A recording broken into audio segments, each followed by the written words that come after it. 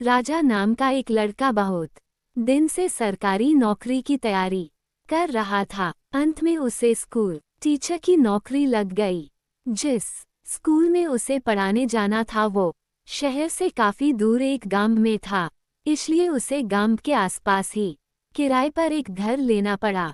लेकिन वो घर भी स्कूल से काफी दूर था। राजा रोज पैदल स्कूल आने जाने लगा। कुछ महीने बाद जब उसके पास अच्छे खासे पैसे जमा हो गए तो उसने उस पैसे से एक बाइक खरीद ली ताकि और उसे पैदल स्कूल न जाना पड़े। राजा जब भी स्कूल जाता और रास्ते में कोई उसे पैदल दिख जाता तो वो उसे अपने बाइक पर लिफ्ट दे देता। स्कूल से वापस आते समय भी राजा वही करता। ऐसा एक भी दिन न हो जिस दिन उसने किसी को अपने बाइक पे बिठाए बिना स्कूल गया हो या फिर वापस अपना घर आया हो। उससे जितना हो सकता वो सबकी मदद करने की कोशिश करता। एक दिन जब राजा स्कूल से घर जा रहा था तो उसे एक आदमी रास्ते पर अकेले पैदल चलता देखा। उसने रोज की तरह उस आदमी के पास जाकर बोला कि आप मेरे बाइक पर बैठ जाइए, मैं इसी रास्ते से जा रहा हूँ, आपको आगे छोड़ दूंगा। वो आदमी खुशी खुशी बैठ गया। कुछ दूर चलते ही राजा को महसूस हुआ कि उसकी पीठ पर नोखिला कुछ चुभ रहा है। अचानक वो आदमी राजा से कहने लगा, गाड़ी साइड में लगाओ और पैदल घर चले जाओ। उस आदमी के पास एक बड़ा सा चाकू था। राजा डर गया और गाड़ी रास्ते के साइड में लगा दिया।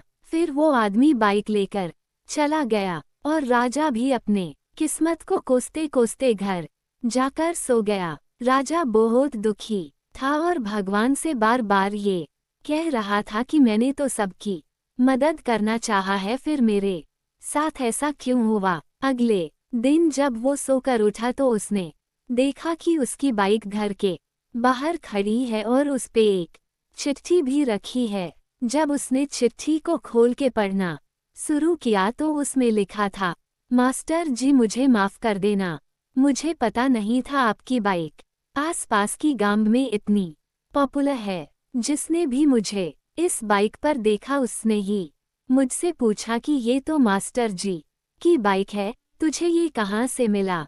सबको पता चल गया कि मैंने आपकी बाइक चोरी की है, इसलिए मैं आपको आपका बाइक लौटा रहा हूँ। हो सके तो मुझे माफ कर देना। इस चिट्ठी को पढ़ने के बाद राजा बहुत खुश हुआ और भगवान का धन्यवाद किया। उसे ये विश्वास हो गया कि भगवान हमेशा अच्छे के साथ अच्छा ही करता है।